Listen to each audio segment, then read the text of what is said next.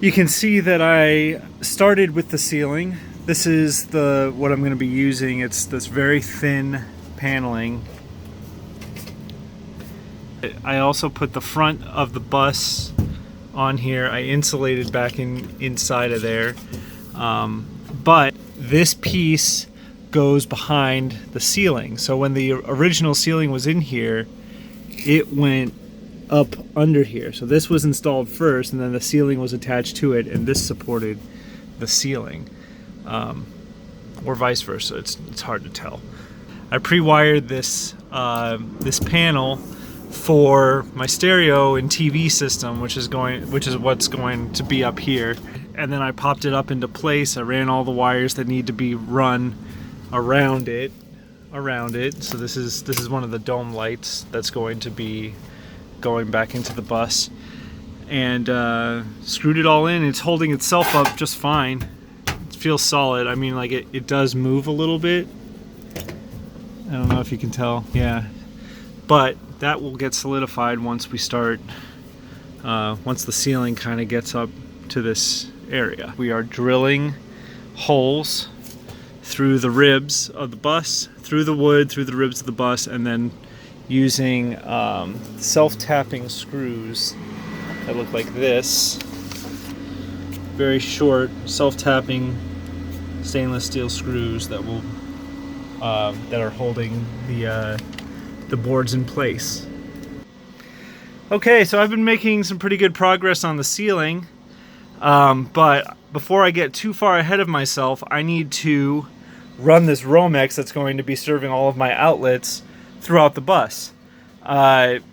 If I do it now, then I don't have to worry about running it up through the ceiling or behind or hiding wires and stuff like that after all of the walls are finished. So I am doing it now, and I've basically done one run from here that comes up and over, and there will be an outlet right here up above, kind of serve any appliances that I might want to put over here. And then I have another run. It comes from here, goes all the way over, up, over with all the other wire, down through my conduit, and comes out over here. And I have got this handy pop-up outlet thing that's actually going to be installed right up here at the end to serve power to anything that I put on this surface over here. So I've got my wire run down to here. So I'm going to do a junction box right here to serve this thing over here, and then another outlet that will probably be put right here on the end of the cabinet. Over here off of this one, there will be one more chain that comes across to that outlet, which is in my secret compartment armrest. Anytime that you're going to be making these junctions, you need to put them inside of junction boxes. So we've got a junction box right here. This is a junction box. There's a connection in here where I daisy chain off of the GFCI so that everything down circuit is also GFCI protected. But I think I'm going to just split this wire right here and put a junction in here, and then have all of my other junction wires attached in there, so that it serves all of the other places in the bus. Again, I am not an electrician, so I didn't really show you how I connected everything, but I feel pretty confident in it. Turn on my fuse box to the inverter so it's getting power. Then flip on the switch, and now my outlets should be active. So if it's wired correctly, the two lights in front are lit up, which is correct. Push the button and it dies because it's on a GFCI circuit. And I went around and did that to all of the outlets. They're all GFCI protected, which I like. So we got one up there, we got one down there. This one still needs to get a faceplate, but there's that one there. And then we've got this one, which pops up, also GFCI protected, has a little USB thing on it. And then we've got this outlet down there. And that one up there in the bathroom. That should be enough outlets.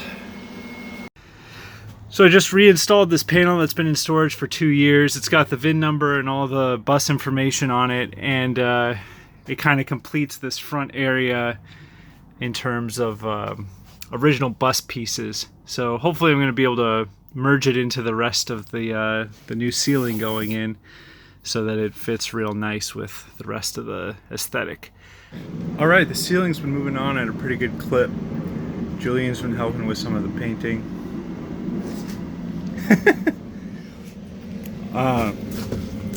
Up here, I had to get a little bit creative with this line. As you can see, it's narrower than the rest, so I just basically cut the board to 1 1/4 inches. And remember how I wanted to tuck up behind the cabinet? Well, that worked out fantastic. So this looks really, really good. We just slid the board into place along the channel and bam. So it looks beautiful. I just needed to secure it, but this hallway is pretty much done on the roof. I still have to finish up in the front and in the back and in the bathroom. This is going to be something different, but yeah, it's going at a pretty good clip. So hopefully I can finish at least the front today. That's the goal.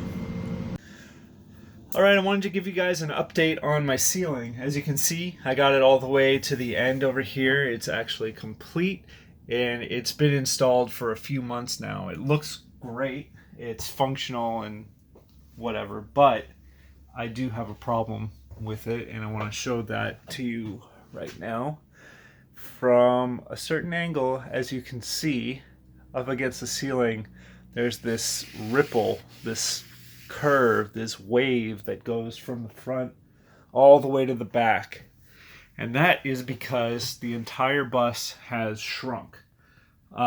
It's cold right now. It's about 40 degrees outside. It's been cold for about 2-3 months. So the entire bus has shrunk. The metal has compressed. When atoms get cold, they become far less excited, they take up less space, and so just a little bit of shrinkage happens. All of the panels are attached to every single rib going all the way down the bus. At each of those points is a compression point where if it shrinks, it's going to be compressing the wood all the way down. That's creating this ripple. I don't know if there was any way for me to avoid that at the time that I did it. I think that the major issue was the time when I installed the ceiling. At the time it was like 90 something degrees outside. It was really hot and dry. So the bus was warm and the wood was dry. It's winter time now. The bus is cold, and the moisture in the wood has probably caused the wood to expand. It's two effects that are going opposite each other and creating this problem. I'm hoping that when it warms up that the effect is lessened, that it'll kind of stretch out a little bit more. But short of taking the ceiling down and doing it again, I don't know if there's anything I can do about it. And it's really not enough of a problem that I'm really that worried about it. It just kind of sucks that it doesn't look perfect. So if you are thinking of doing your ceiling this way, my advice would be to do it when it's cold. Make sure that your boards have acclimated to the weather, to the environment. They've been sitting out here for a while, and leave space for expansion. Maybe, I know people are gonna say you should have used furring strips or created thermal bridge, whatever. I don't think that was the issue. I think that it could have been lessened. The effect would have been less pronounced if I had used furring strips, but then I wouldn't have as much clearance as I do right now. So if I was to do it again, I would probably do it the same way. I would just do it at a different time of year when I could be sure that there's room for expansion and contraction. The way I did it, I basically installed it at one extreme, and now I'm experiencing the other extreme. And a school bus is a dynamic environment, so it sucks, but it's not the end of the world. And if you don't want this to happen to you, maybe you shouldn't take my advice on ceilings. I guess I don't really know what I'm doing when it comes to ceilings, but yeah, the good and the bad.